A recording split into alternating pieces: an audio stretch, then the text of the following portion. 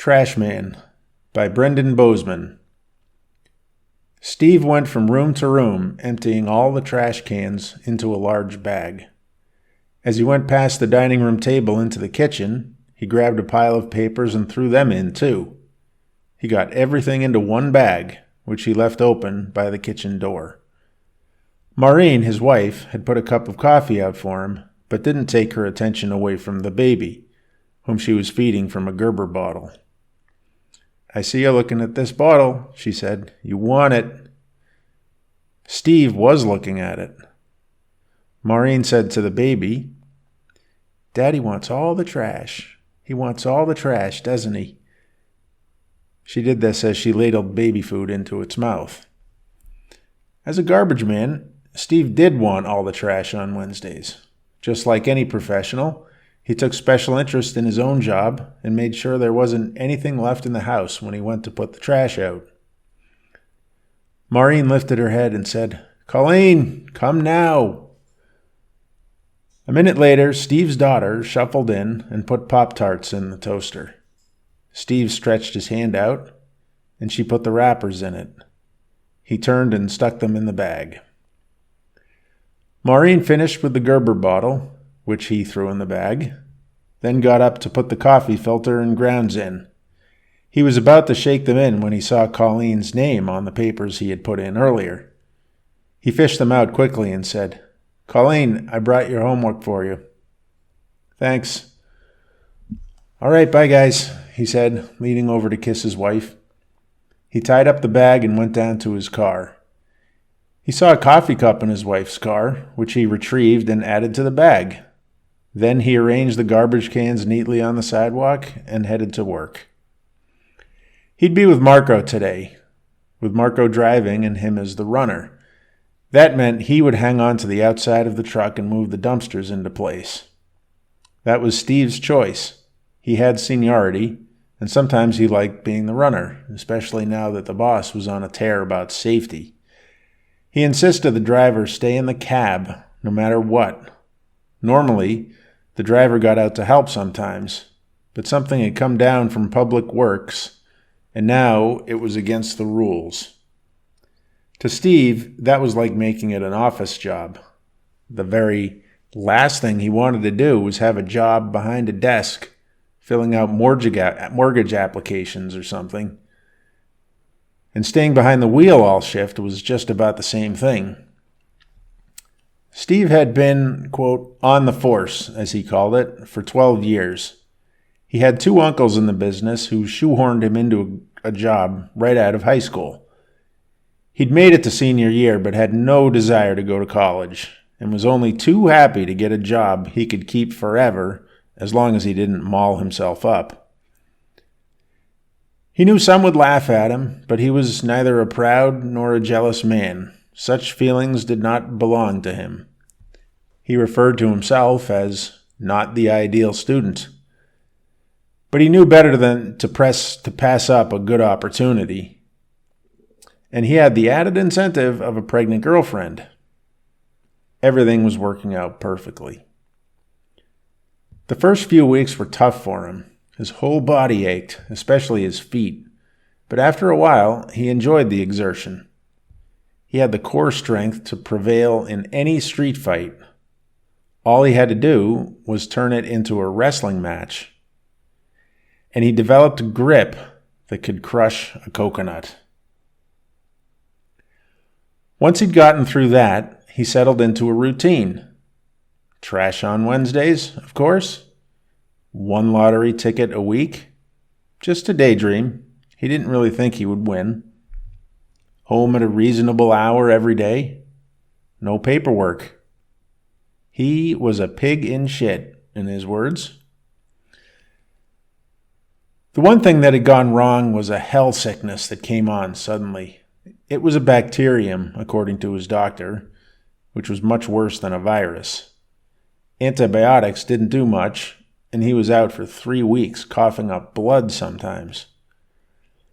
But other than that, he had had no troubles and had not injured himself, thank God. The truck was one of the big front loaders that picked up whole dumpsters and emptied them automatically.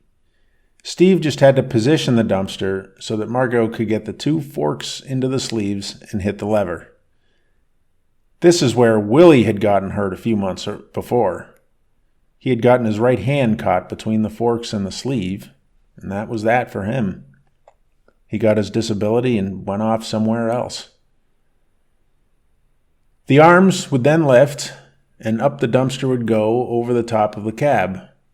It would empty into the hopper and then get crushed in toward the back with a hydraulic press. Netting automatically went over it by means of another set of arms, and they were good to go. It was loud. Steve couldn't believe they hadn't figured out a way to quiet those things down. His daughter had gotten him earmuffs after he came home yelling a lot, and she thought he was going deaf, and he wore them every day. Just not headphones. That was another thing. The kids who used them turned them way up loud and were sure to go deaf. Worse, it took away from situational awareness. That's how you get run over by a car. They hit their first dozen or so stops before the sun was really brightening the streets. It was amazing how much could get crunched into a truck. It was smelling extra bad that day, so Steve was glad they'd be emptying soon. Behind one place, they had 3 dumpsters to take care of. Steve lined the first one up and let Marco get started on it. In the meantime, he got the second ready, and when Marco emptied that one, he put the first one back. Then he did the third. For some reason, Marco had to try a couple of times to get the fork into the sleeves, so Steve was finished before the second one came down. He watched the third one go up. As garbage tumbled out, Steve thought he saw something strange. No, that can't be, he thought. That only happens in the news. He thought maybe he saw a body fall in. It's not unheard of for a homeless person to sleep in a dumpster and die, or OD and get crushed, or for a dead body to get dumped in one. But some effort would be made to hide a dead body by wrapping it in cloth or something. This seemed to fall arms and legs splayed out, but it happened so fast, it could have been his eyes playing tricks on him. Marco hit the hydraulic press from the cab, and Steve could hear the wall moving back to crush everything. It would be done in 10 seconds. He would have to say something now or never. His worry was rising up like the sound of a screaming baby, but then he said, "Fuck it, it wasn't anything." The press finished its work and they continued on the route. But Steve was still bothered. What if it had been a body? What if it had been someone alive? No, never. The person would have cried out. What if the person was unconscious, passed out on drugs? Imagine waking up while you're getting crushed. Why didn't I just hit the kill switch? It only would have taken a minute to check. When they were full, they went back to the depot and backed up to dump their load in a container from above. The container was already on a truck and would pull away as soon as it was full. Normally, they would just dump and go, but Steve climbed out and went to observe. The trash came out in huge chunks, breaking apart somewhat as they fell into the container. He watched intently, trying to see if there was a body. He couldn't see one, or at least he didn't think so, because he did see a glove in the trash, but it looked empty. Marco pulled the truck away and honked. Steve kept looking, then finally turned and went back to the cab. "What were you doing?" asked Marco. "Looking for lottery tickets," he said.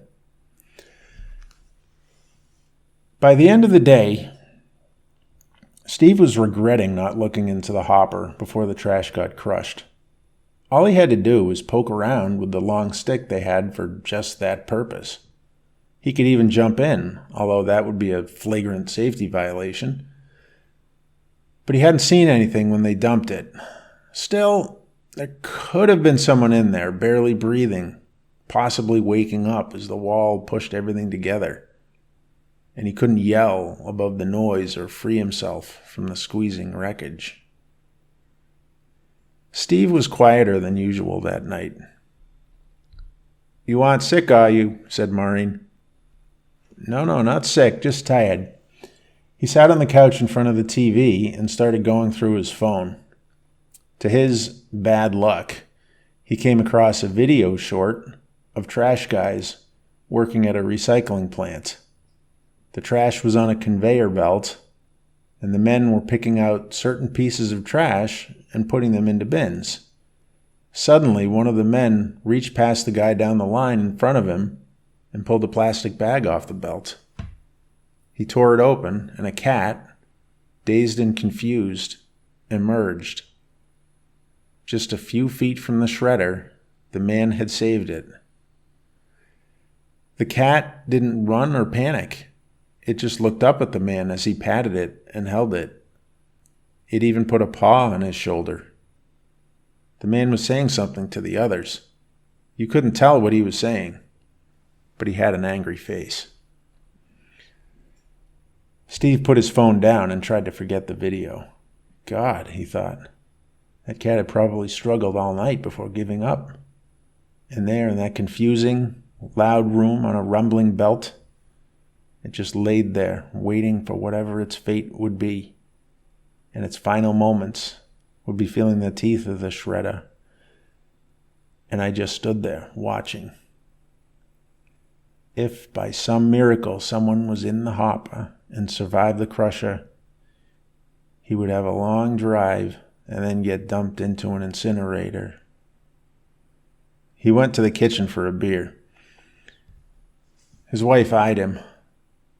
"Honey, you don't look so good. I'll just go lie down." He drank the beer in bed, but the thoughts would not go away. He moved only to get dinner, then went back to bed and watched the TV without paying attention. He pretended to be asleep when his wife came in. "It didn't happen," he kept saying. "It didn't happen." He thought for a minute he was falling asleep. Maybe he did and maybe he didn't. But he opened his eyes and saw someone sitting on the chair in the corner. He couldn't see the person well, but when he held up his hand in front of the screensaver, the harshly lit figure of a man sat cross-legged. His hair was stringy and matted, his eyes flat, his face wrinkled, his mouth a grim rictus emerging from a shaggy beard. It picked up its right arm and pointed at Steve. It held the gesture for a long time. Steve gasped shallow breaths, and the figure slowly evaporated into a gray powder that went toward the ceiling and disappeared. When Steve was able to will his body into action, he turned on the light and found no trace of the man, not even a wisp of smoke. He lay in bed with the light on for the rest of the night, never sleeping and never daring to move. The next night, he did not see this apparition, but he slept in fits. Steve rarely remembered his dreams, and if he did, they were always about something mundane: drinking coffee, tying his shoes, getting the truck started on a cold day. That night, however, his dreams were all vivid and all bad. They had to do with getting his hand stuck in things, tripping off bridges, or getting caught in the doors of elevators as they went up. His next day on the job was no good at all. He kept losing concentration. Twice, he thought he saw a dead man falling into the hopper, and he hit the kill switch, a large yellow button, so he could check. He would climb up and poke around with the stick. He didn't see anything either time, so he pulled the kill switch back out and smacked the passenger window so Marco could see his hand and hear him and know it was okay to hit his switch again to start the press. At lunch, he bought himself a pack of Marlboros to try to keep clear. Maureen noticed as soon as he got home. "You smell like smoke." "I just grabbed a pack, just for the heck of it." "But you haven't smoked in like 5 years. What happened?" "Nothing. I just needed to keep awake today." She thought there might be more to it, but knew Steve well enough to know that pushing him too hard would just make him stubborn. He went to bed early after a few beers.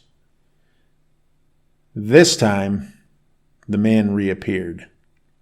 Steve had just fallen asleep when he dreamed of a bad smell.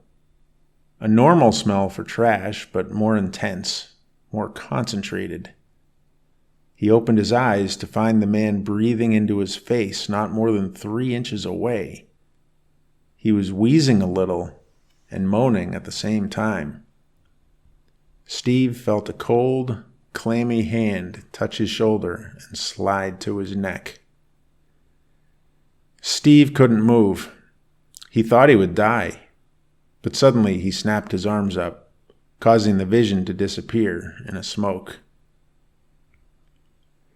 He rolled violently off the bed, and Maureen turned on the light to see Steve holding his hands over his ears and clenching his eyes closed. She crouched by him and shook him. "What is it?" Steve opened his eyes and then told her about the dreams and what he was afraid he had seen on the truck. "Steve, it's nothing. No one was in the truck. They'd know by now." "No, they wouldn't. It gets incinerated." "Well, they'd be looking for a missing person, wouldn't they?" "Maureen, homeless people go missing all the time. No one wastes their time on that." She thought for a little bit. "Maybe it's best to just forget about it. There's nothing you can do anyway. If someone disappears, life goes on. I mean, it's bad to say, Steve, but he probably didn't even have a family." "He could have." Maureen tried to show sympathy, but a sense of panic was seeping into her throat as well. "You said you thought you may have saw something. The chances are like nothing. You're just thinking about it too much." Steve didn't reply, but he went into the dining room. They had a hutch in there where they kept hard alcohol. They weren't big drinkers, so it would stay there for months and months until guests drank it. He pulled out a bottle of whiskey and drank a few glasses at the dining room table.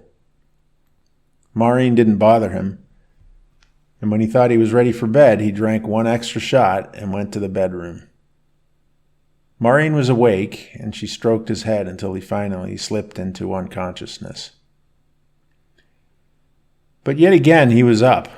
He was up well before dawn, as fearful as ever. The apparition wasn't there, but he was afraid of himself because of what he had just realized in his dream. He had figured out why he had said, "Fuck it." To his horror, it was because he didn't want to take the time on behalf of some down and out, because who cares? He knew this was true because of what Maureen had said. If someone dies, people move on. If he died, she might think of him for a while, but she'd move on too, and with time, he'd be forgotten. For that matter, she might not wait for him to die. She might just decide to divorce him if she found somebody better than a garbage man. What would there be to stop her? And society would look at him paying alimony, living alone, and just say, "Fuck it," because after all, who cares about some random trash man? And why would they? All his life spent thinking he was a pretty good guy was just bullshit. He was just a selfish asshole like everybody else. Before work, he drank his coffee but sneaked some vodka into it when Maureen was busy talking to Colleen. He put some more into a water bottle and then dumped some coffee in to cover the smell, just to keep the hangover down. By the time they were getting the truck ready, he was buzzing, and he told Marco he would do the running again. He kept thinking he saw someone tumbling in, and he kept hitting the kill switch and going through the same routine.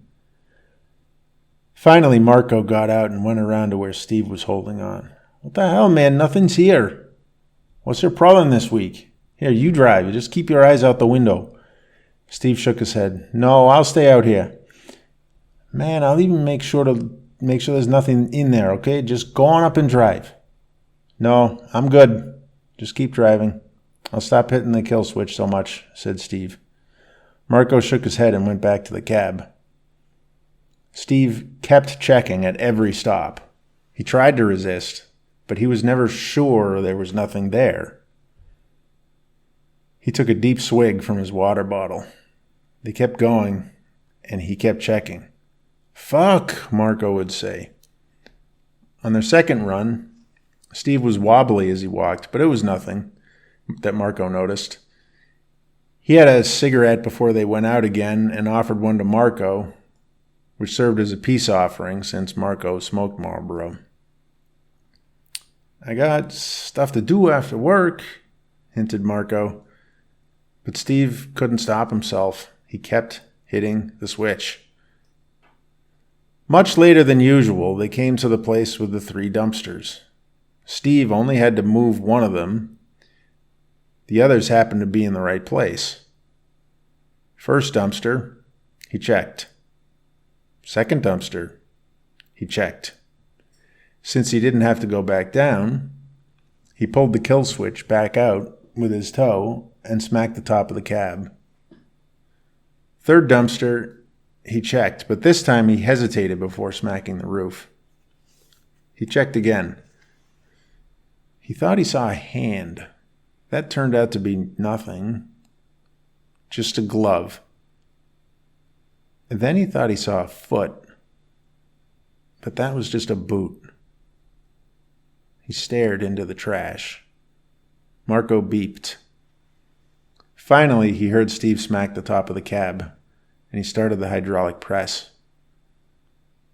Steve tumbled into the hopper. It was painful. His body was squished unnaturally. Then he couldn't breathe. Then bones started snapping. At least it didn't take long. Marco waited for Steve to get back in. When he didn't come, he yelled, "Let's go, Steve! Jesus!" He went out and climbed up to see what Steve was doing. There was no one up there. He went around to the passenger side, and no one was there either. Reluctantly, he climbed back up and looked into the hopper. There, he saw Steve's glove, and a little above that, his mouth, frozen in a grimace.